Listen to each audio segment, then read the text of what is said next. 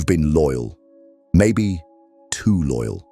The kind of loyalty that ties your peace to people who barely earn it. You bend, you shrink, you explain, you forgive, again and again, hoping they'll see your heart and treat it right. But deep down, something inside you already knows you're giving to people who don't truly deserve you. Carl Jung once said, "The privilege of a lifetime is to become who you truly are." But how can you become that person when you're constantly surrounded by people who keep dimming your light? Let's be honest, this isn't about anger. It's not even about blame. It's about something far more silent and dangerous. Staying in spaces where your soul is suffocating and calling it loyalty. Have you ever noticed how certain people leave you exhausted after every interaction, or how you hesitate before sharing your good news because you know it will somehow be turned into a backhanded comment? These aren't random moments.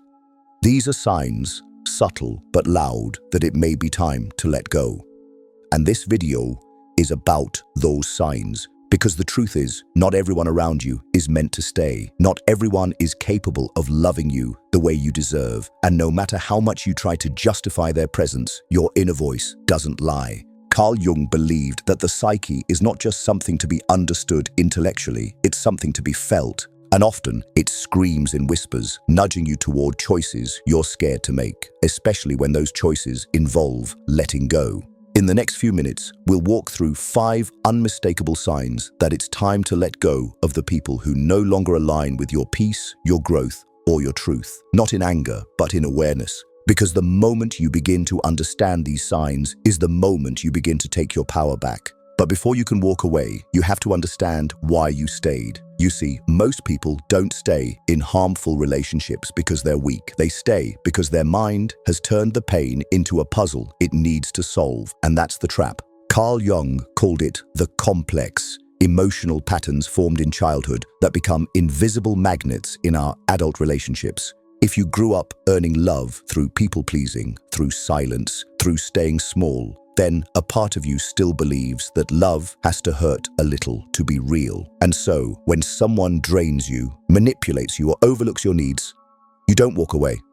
You try harder. Ever caught yourself thinking, maybe if I just explain it better, or maybe if I'm more patient, they'll finally change? That's not just hope talking. That's the wounded part of you trying to rewrite the past by fixing the wrong person in the present. We repeat emotional patterns not because they feel good, but because they feel familiar. Jung warned us, until you make the unconscious conscious, it will direct your life and you will call it fate. So the question is, are you choosing this person, or are you reenacting a script written long before you even met them?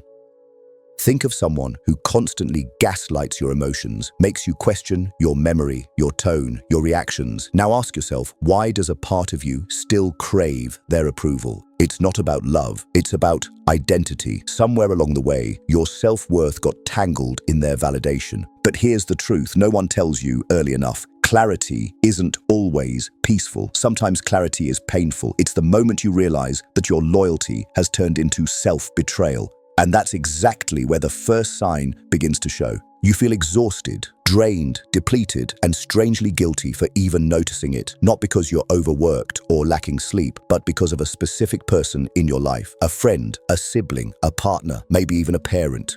Every time you're around them, it's like your emotional battery crashes to zero. That's not a coincidence. That's a sign. When someone consistently drains your energy without guilt or awareness, you're not just dealing with a demanding personality, you're dealing with an emotional leech, someone who takes from you without giving, who vents without listening, who makes you feel responsible for fixing problems you didn't cause. And the worst part, they never ask how you're doing. It's always about them. Carl Jung believed that we all carry what he called a shadow, the parts of ourselves we deny, suppress, or avoid. And people who haven't faced their shadow, they project it onto others. They use people like you to dump the chaos they refuse to face themselves. Have you noticed how you're always their emotional therapist? How every conversation seems to spiral into their crisis, their anger, their fear. And when you try to talk about your struggles, the topic somehow shifts back to them.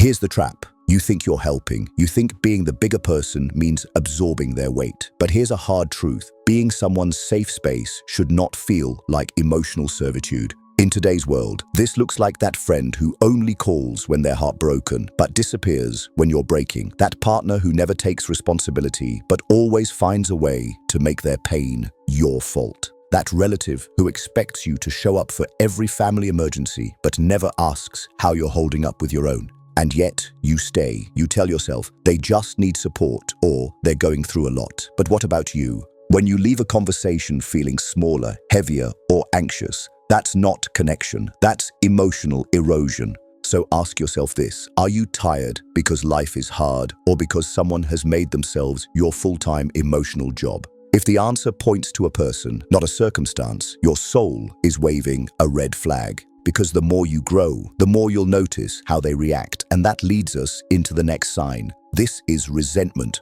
Not always yours, but theirs. You start growing. Maybe you're setting better boundaries. Maybe you're spending more time healing, reading, exercising, meditating, whatever your version of becoming better looks like. And suddenly, they change.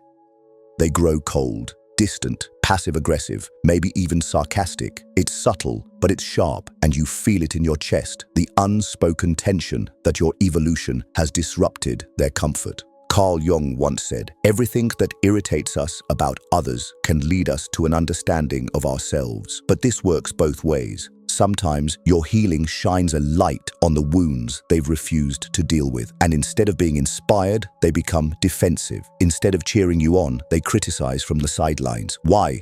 Because your growth becomes a mirror, and mirrors make some people deeply uncomfortable. Think about it. Have you ever shared a win, a promotion, a creative breakthrough, a fitness milestone, and noticed how they responded with silence or a forced smile, or worse, a backhanded compliment? "Oh, must be nice to have time for that. You've changed. You think you're better now." That last one is especially telling, because you didn't say you were better. You just stopped settling for less, but they heard your silence, your self-respect, your boundaries, and interpreted it as judgment.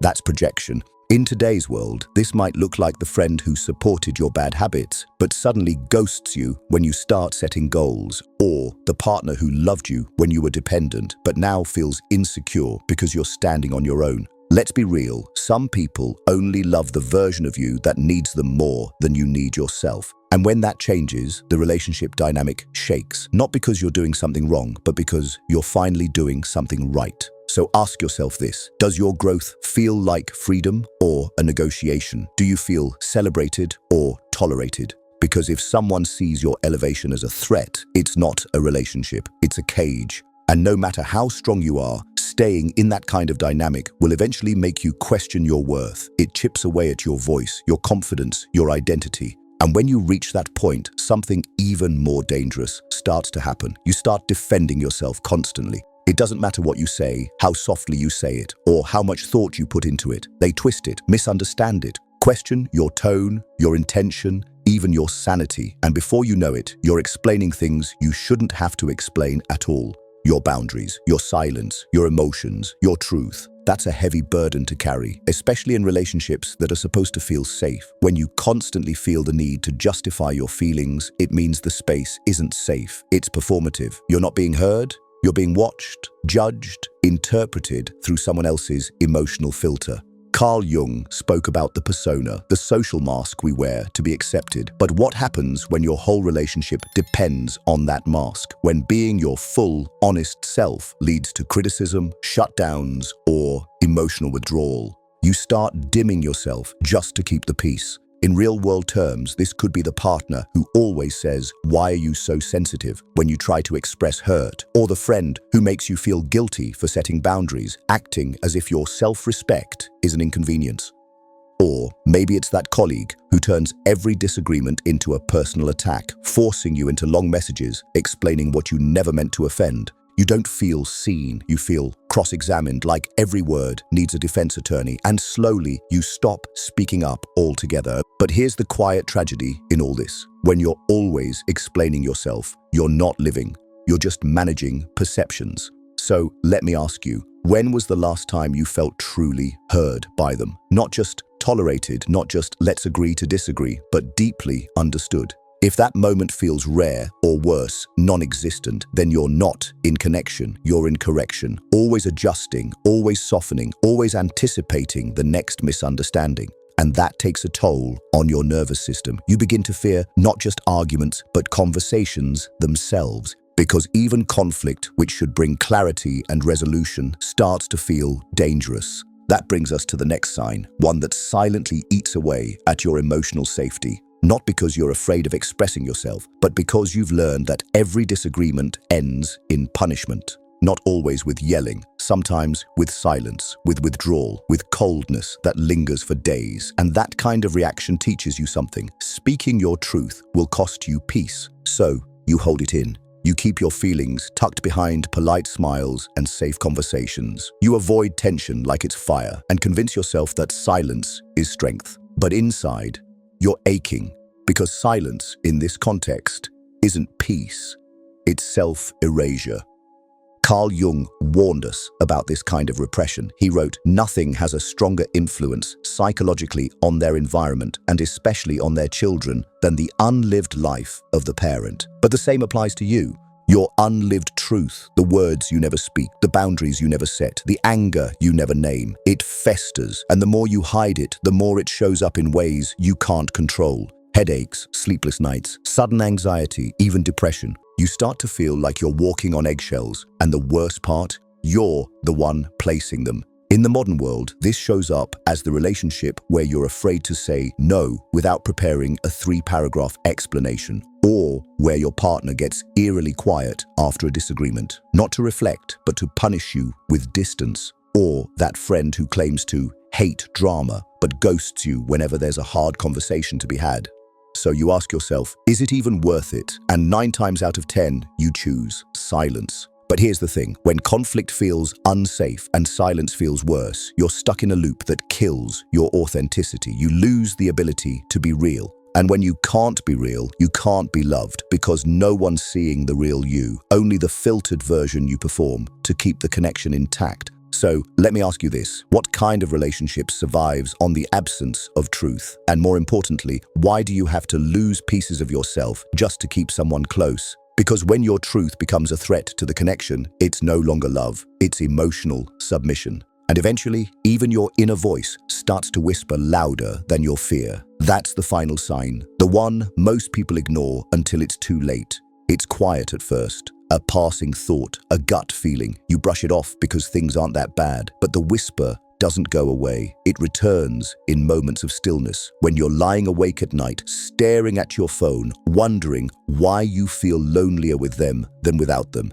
It echoes when you do something kind for them and feel nothing in return. No gratitude, no connection, just emptiness. And the question keeps rising, why am I still here? Carl Jung said, who looks outside dreams, who looks inside awakes. And this question, why am I still here, is your awakening. It's the moment your soul peeks through the fog of excuses, patterns, and fear. It's not trying to shame you, it's trying to free you. In a world full of noise, that voice is sacred, and yet we fight it. We drown it out with busyness, distractions, even fake positivity. Because facing the truth might mean facing a hard decision, letting go of someone we've built history with, imagined futures with, or deeply love, even if they can't love us back in the way we need. Let's bring this down to real life. Have you ever found yourself scrolling through old messages just to remember when things felt good? Or replaying conversations in your head, trying to convince yourself that what they said wasn't that bad? Or worse, have you ever lied to your friends to make your relationship sound healthier than it really is?